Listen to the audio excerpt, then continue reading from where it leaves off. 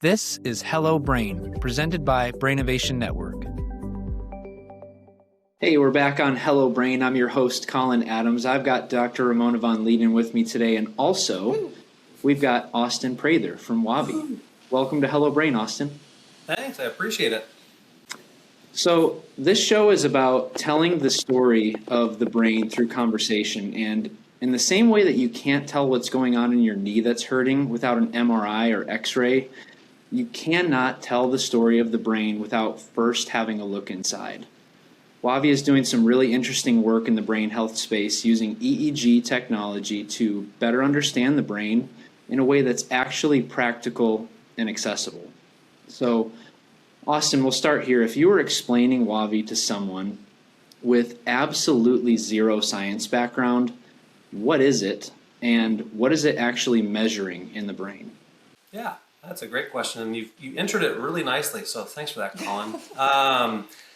At its core, what WAVi is measuring is the electrical activity or the function of your brain. So what we're looking at when it comes to WAVi is how is it performing? So often when we talk about brain imaging, it's either MRI, or we're looking at the structural look. So, hey, do we see some misshapen things, some protein build, some other things that may be impacting everything from a structural perspective? With EEG, we're looking at the function. And what I mean by function is your brain at any given point is firing millions upon millions of synapses across to just process simple things. So what EEG is looking at is, hey, how do we understand that? And can we start identifying different things that may be causing dysfunction, which I know we'll probably talk more about as we get into this. But simply put, it's how do we start using better objective markers of what's going on, specifically going on, so the function of the brain. I love that answer, and this has been a big part of my story in brain health. For a long time growing up, I just kind of believed that I had a broken brain and there was nothing I could do about it besides maybe fill out a questionnaire or answer some questions online and then receive some kind of a plan or program after that. And it wasn't until I was able to see my brain and the activity in my brain on an EEG scan where I really started to contextualize, for one, what was going on, and then also develop the hope that it could change and that it could be different. And that's really when it started to be different. So one thing that we talk a lot about on this show is starting your brain health journey with awareness. So from your experience working with the WAVi system, with clinics, with doctors, with patients, what is, or how does having objective data about your brain actually change the way that someone can approach their brain's health or performance? Sure. No, that's a great question. I have a similar background where I've had a few TBIs myself, and early stage when you're going through that, a lot of the literature when I went through the first couple of mine was, this is kind of your life now, rather than there's hope for this. So fast forward to now using data like this, the purpose is if you can't measure something, you can't change it. When we go in for blood panels, you're trying to measure what's going on in the system. Do we understand if there's dysfunction, or there's things lacking, deficiencies? When we go in to weigh yourself, and hey, you need to be honest with ourselves sometimes. It's okay to lose a couple pounds and take care of ourselves, and or maybe we need to put on some weight to get healthier. But if we don't measure that, we don't have a good starting point to understand where we can go. So similarly, when it comes to the brain, if you don't know where you start, then even if it's looking at it from a proactive optimization standpoint, you can't really understand what's changing effectively, even if it's not specifically to start with the brain. Let's say, I know many of you watching this, if you're paying attention to the brain, you know the heart-brain connection or the gut-brain connection. If you are changing these things in these other systems, but you're not measuring how the brain is changing, then is it a disservice? Now, I know there's great literature on that, and we need to keep doing these things, but this is another way to give you objective markers, and think of a status check, to know where you are and to know what's changing. And on the inverse, to get in front of things that may be coming. And or if you do have a traumatic brain injury, like myself, and I think Colin as well could speak to that, and Ramona, I can't speak to your life in that one, but if you have these things, having better data so that physicians, practitioners can help you find real solutions for you. We're all special snowflakes in the best of ways, but if you don't understand yourself, then you don't and can't find some of the best solutions for you. I have a couple questions, but I also have a funny anecdote, Austin. I don't know if you remember this, but when you said you can't speak to that in my mind, I don't know if you remember the first time that you and I met, which was at the clinic of my old job. Sure. And I train in Muay Thai, and it is. And and you walked in the door, and I had gotten a black eye from training that day, and you were like, Actually, thank you. It's been too long. This is now becoming very, yep. Yeah, and it was literally, now to share with our users, I want to preface this by when I got into fight sports, that as we do talk about brain health on this a lot, I was a college athlete. I have played sports most of my life. However, since I've obviously studied the brain pretty consistently, it's very important to me to protect it. So when I got into fight sports, I'm very, very careful that I don't compete. I spar, but light. I'm very careful. But that day, I was holding a pad, and it ricocheted off my face, which left a nice black eye. And I just remember you and Jim walked in, and I was greeting you, and I think it was Jim. He reached over and he was like, "Hey, do we need to talk to somebody? Are you okay?" And I was like, "No, I got this from training today. It's fine." But that being said, there's the couple questions that you brought up. One, I think we've talked about this a few times on the podcast, that the concept of data and how, most people don't have access to brain data the way that you can get with a WAVi device. Most people are obviously you're not going to have a WAVi device at home. You're not going to be doing that. But you have these other metrics like your HRV, your Whoop, your Apple Watch, whatever it is, that's telling you some data that can help you understand what might be happening in the brain, but then this kind of gives you that extra bit of data. So my two questions from that are, one, where would somebody, because we want this to be, a big focus of our podcast is how people can get access to more information, how they can understand their brain. So it's, where would one find a device like a WAVi, and how often should they be taking these kinds of measurements, ideally? And then we can say what's realistic versus perfect scenario, right? Yeah. Well, that's always the challenge, is because ideal would be, this is something that's part of every year. Look at somebody, right? This is part of your yearly physical, because, hey, God willing, if you're listening to this, you are going into your regular practitioner to get consistent help. If you're not, take this as it's a good time to go back. And I'm saying it to myself as well, because I'm sucking at that at the moment. But I would say, as far as the brain, it should be something as simple as your yearly physical. I'm going to start with the second question first. I'll go back to the first from there. Just because you don't know what's changing year over year, time over time. I would love if it was every 6 months, personally, because I think that's a healthy interval, especially if you're intervening or putting something into practice to help show you what's changing. I hate to say real time, but more real time, so you can pivot if necessary. Now, I'm going to go back and just say, I think that the happy medium between the idealistic and realistic is that yearly, because that's usually what a clinical setting can get for an interval with most patient populations. So kind of like you go for your yearly physical, but you're adding in a brain physical as well. Right. Well, because you're already doing blood, you're doing heart, you're doing lung, you're doing all these other batteries for the system, but we leave the brain outside of generally a PHQ-9 or some of these other things, which, again, nothing against that, but that's simply an assessment that doesn't really evaluate a number of other things when it comes to the underlying function.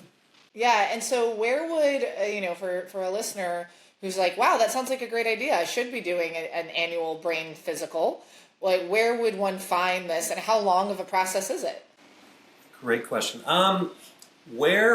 The best answer I can give you is please reach out. We can share more. It's harder to be like, hey, all these people across everywhere have it. I will say for us, as most of our partners are more stateside based at this point, but there are a number of clinics across globally that are starting to really focus into this. A lot of the ones that espouse more the longevity optimization are trying to do better of how do we apply these metrics effectively. But I've got everyone from PTs who are specialized in specific condition types to neurologists and researchers that are going into the nitty-gritty of the minutia they focus on by trying to apply better biomarkers to these condition types. So I hate to say it's kind of all over the place, but it's kind of all over the place. As far as time, it depends if it's insurance versus not.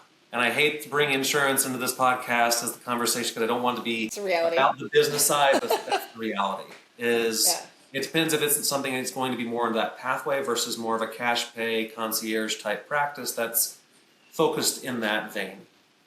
Yeah. Ramona, you brought up really quickly, I just wanted to touch on something that he had said, specifically around having this as part of the physical every year. Like he said, we talk about, or we check the lungs, we check the heart, we check the blood. All of these different things are being tested. These systems are being tested.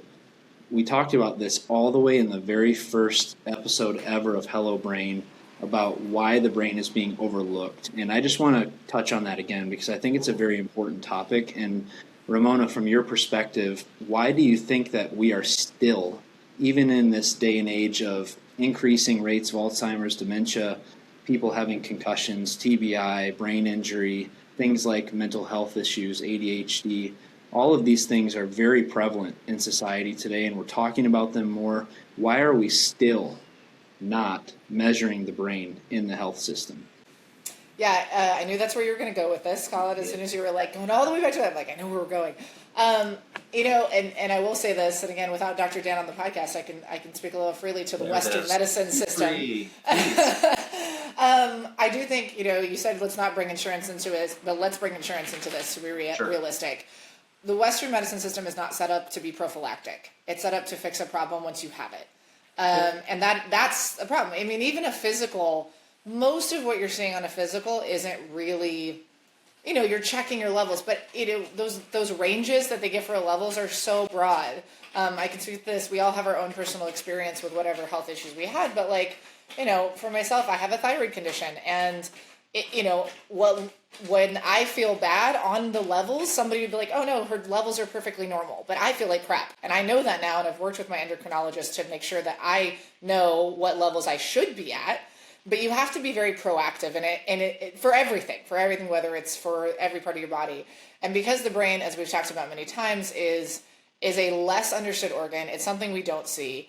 And in the medical system, it hasn't had this history of being a part of that process, right? Think about how many new things we have that people are trying to get them added to the standard of care, but because they're not what was historically the standard of care, it's like, oh, well, that's an addition. I mean, even, brain scans, PET scans, MRIs, think how expensive those processes are.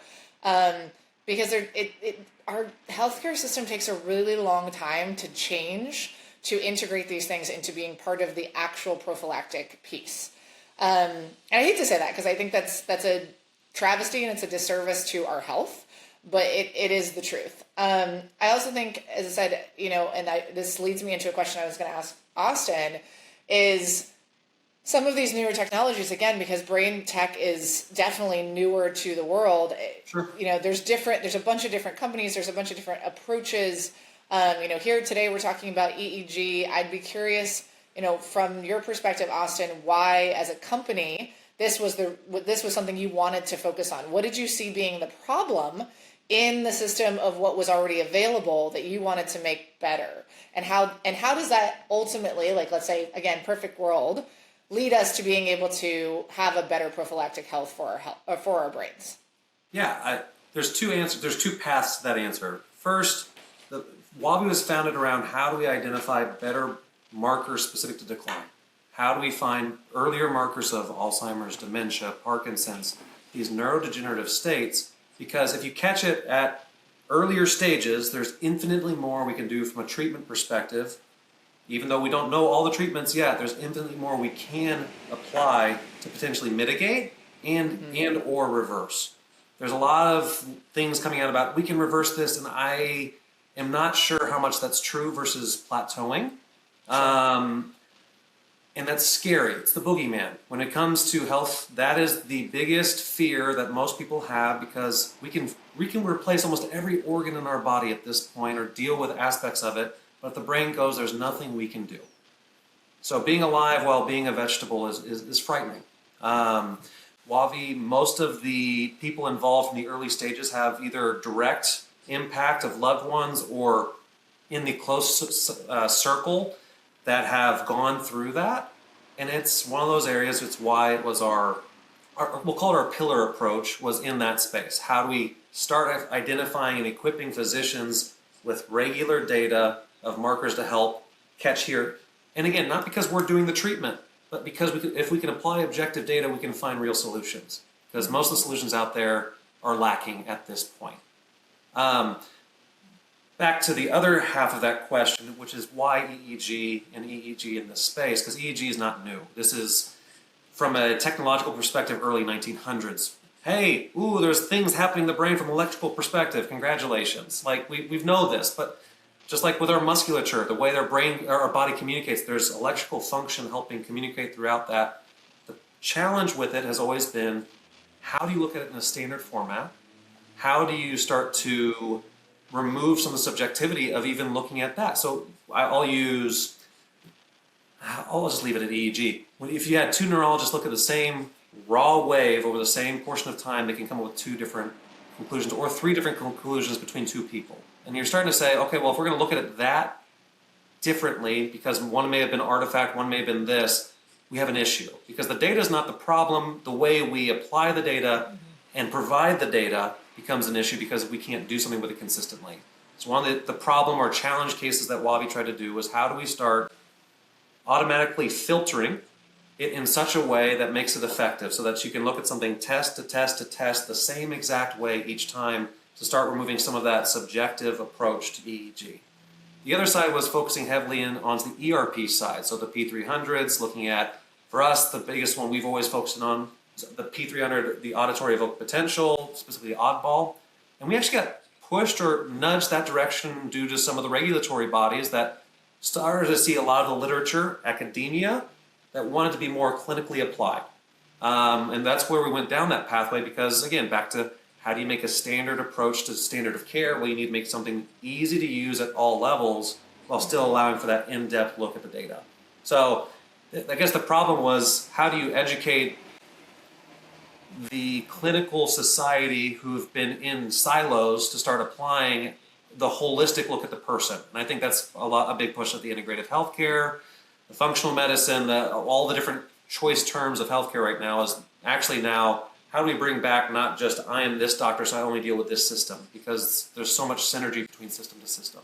So I know that's a roundabout way of saying a couple different things, but our biggest focus really was, how do we get in front of? And then we start getting pulled into new spaces from there.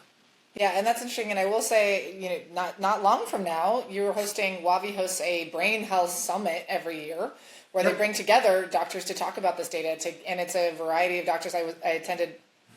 Oh God, was it last year? 2 years ago? Was it last year? It was last year. It feels like a while. Was it last year? Yeah. And so I'll be attending again this year. But it was some of the coolest data I've seen in a really long time, because you did have physicians and clinicians coming up, sharing what they're seeing, showing it in objective ways, really allowing it. And because the room wasn't filled with all the same kind of people, you had a better, conversation around it.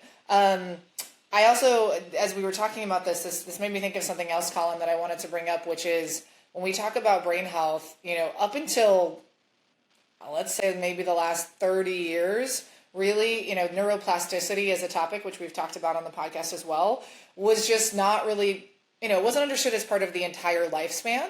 So, it was, your brain develops when you're a kid, then you're an adult, and everything's pretty much the same flat line, and then you fall off at decline at old age. And so, neurological exams are never suggested until probably, post 50, 60 years old.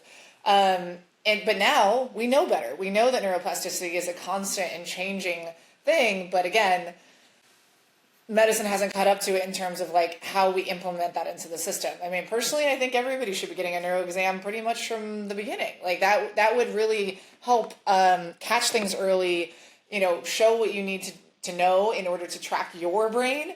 Carl, we talked about this with ADHD. Every brain is different. It doesn't mean it's good or bad or right or wrong. It's just how do you understand your brain if you don't have that data from a young age? Looking at it when you're 6 years old, well, what did it look like before?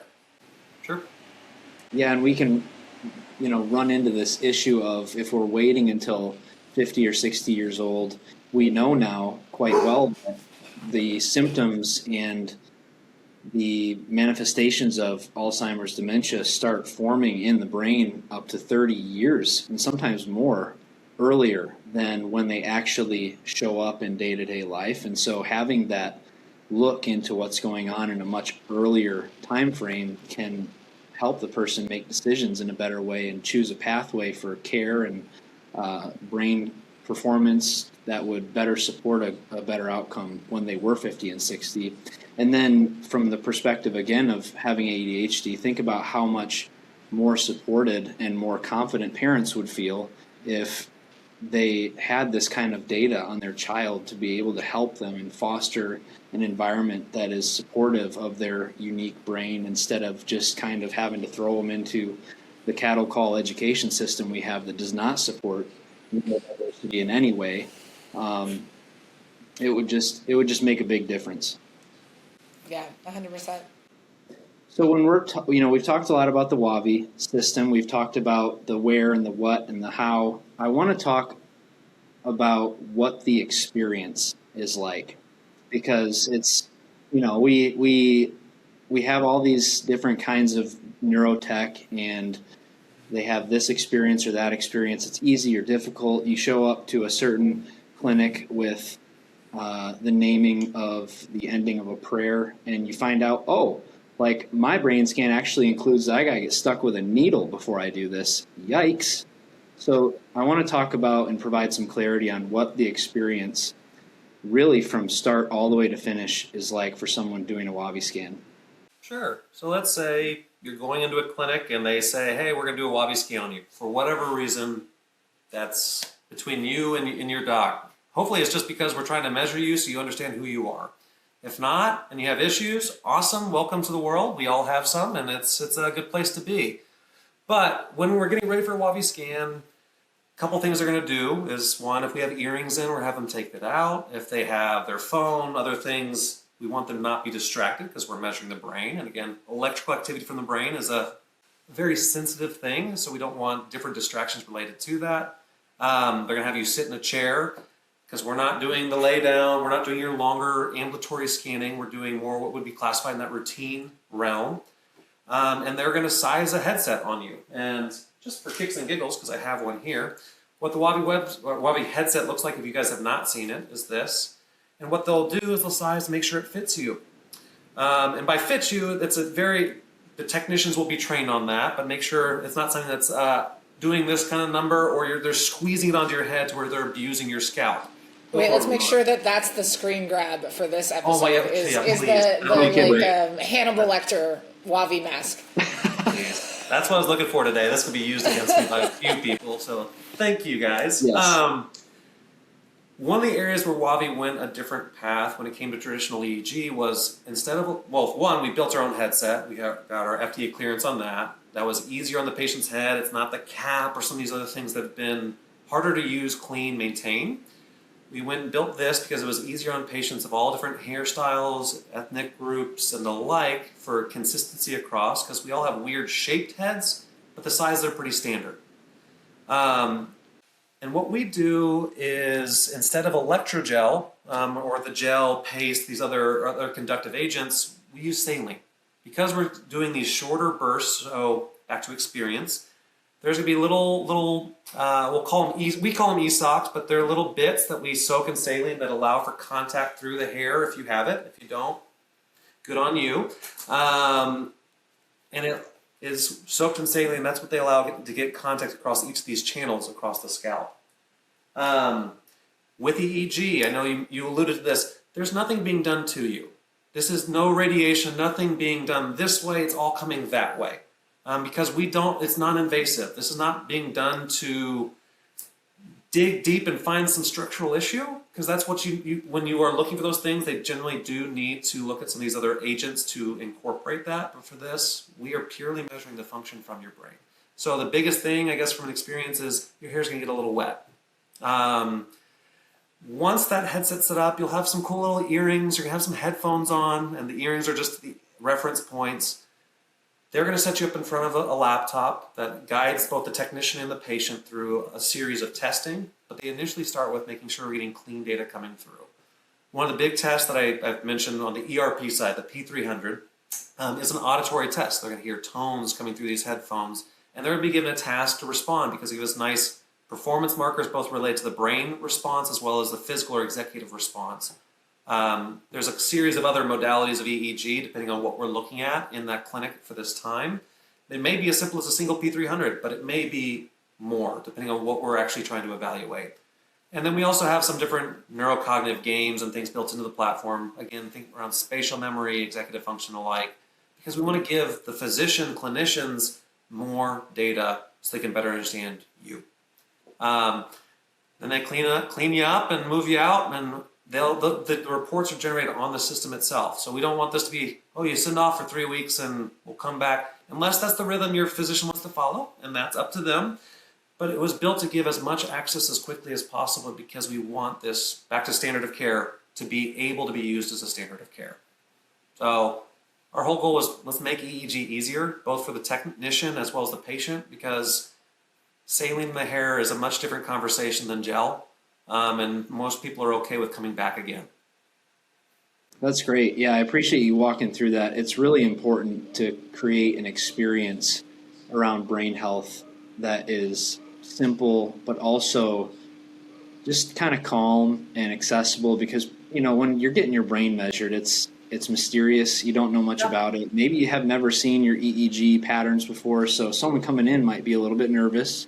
And to have an easy, accessible system to use like this is a game changer for that.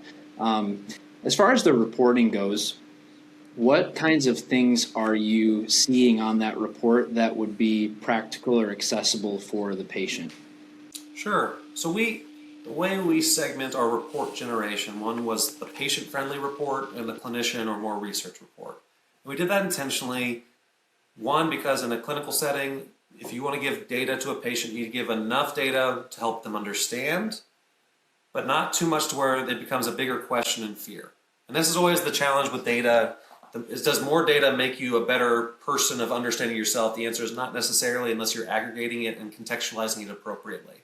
So the patient report was, how do we take simple measurements that put all these different markers or biomarkers coming from your neurophysiology onto simple, for us it's dials and pictures, and it's all related to an age reference range. So hey, for your age you fall within X, and if you fall above or below, cool. It just means you're not falling within what we anticipate. But again, this goes back to what Ramona said, that it's about understanding you, because it's not good or bad. Well, there could be some flags that we would want to address, but it's about understanding yourself so that we can do and understand what is working, what isn't working. Because let's say you're coming in post-injury and they're going through these different modalities. Well, you'll probably be lower than you want to be on a number of these markers, or slower.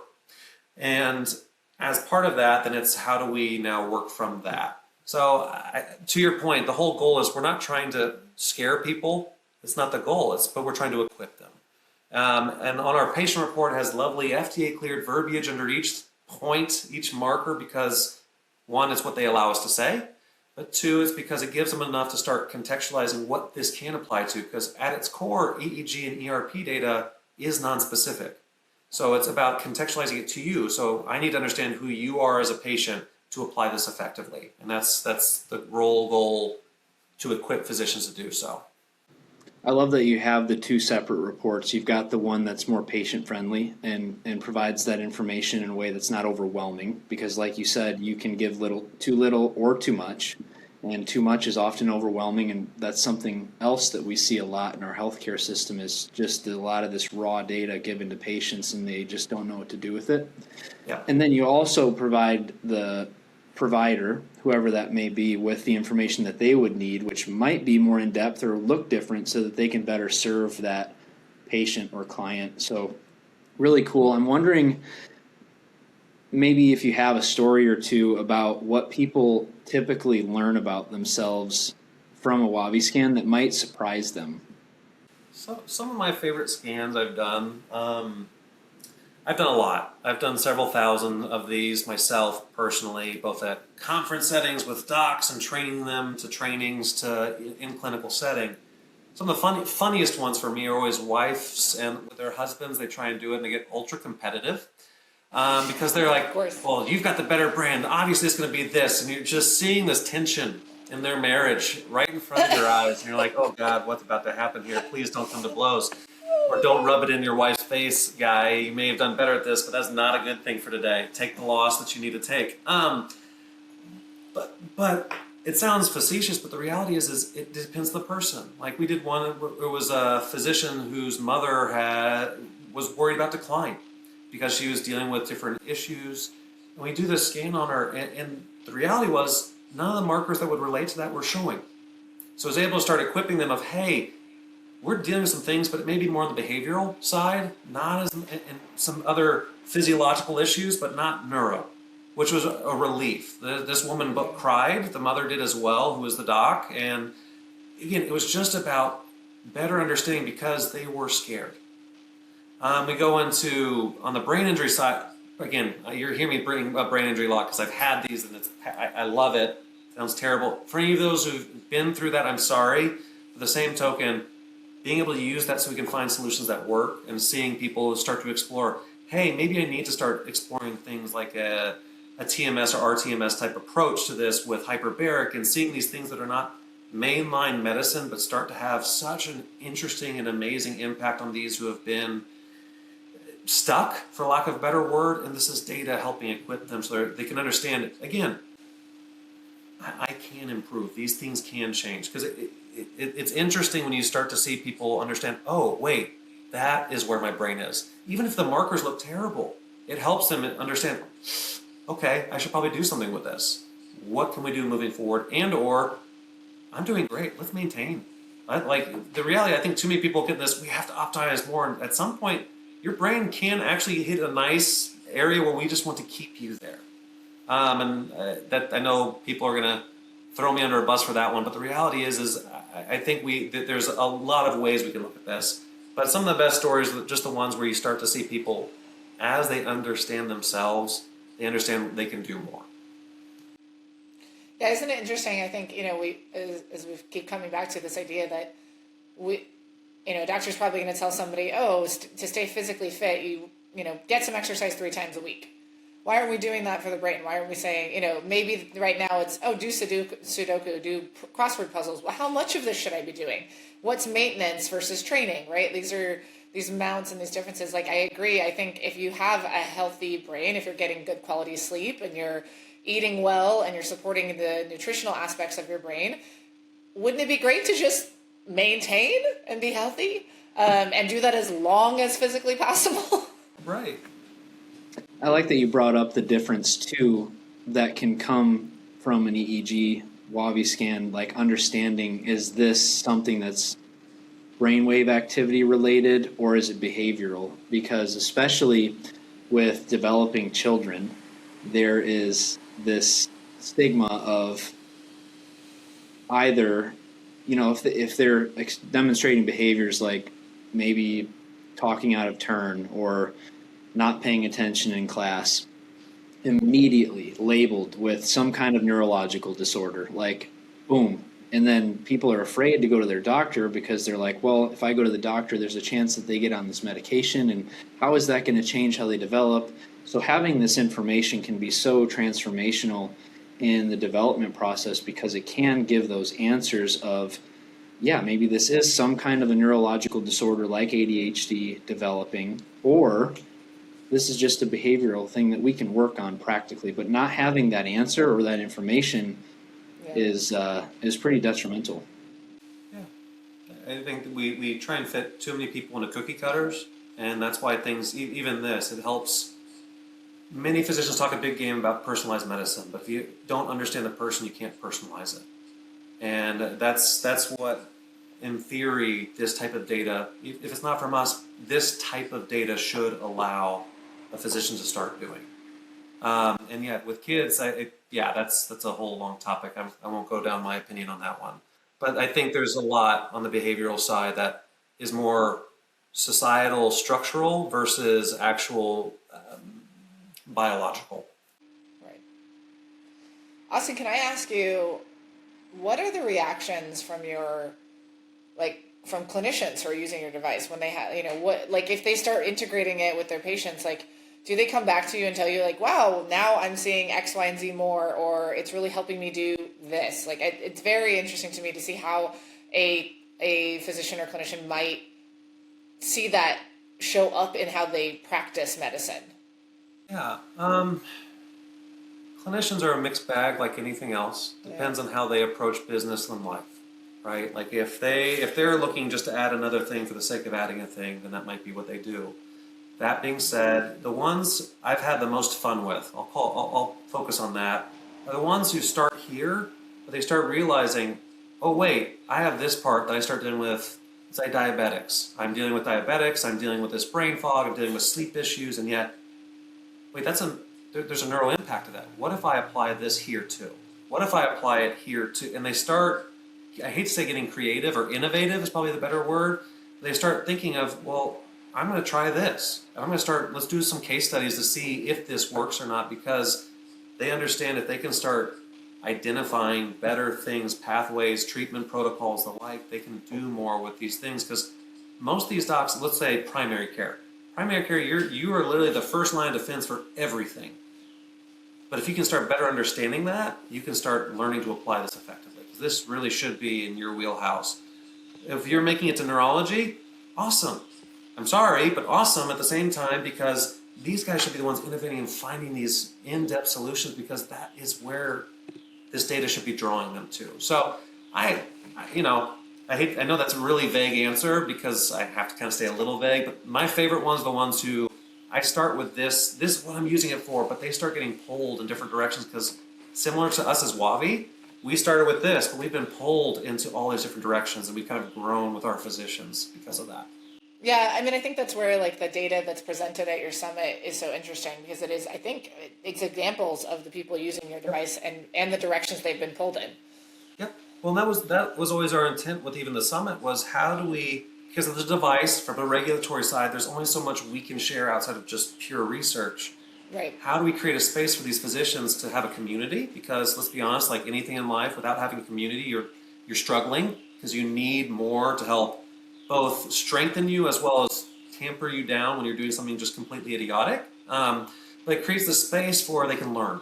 And so many physicians just are either so stuck in the path because that's, again, systematic issue that's put them into this, and or they are very interested in these other areas, but this gives me opportunity to start collaborating with others who are maybe exploring similar things or coming with new ideas or new research, because there are so many different neural pathways we don't understand.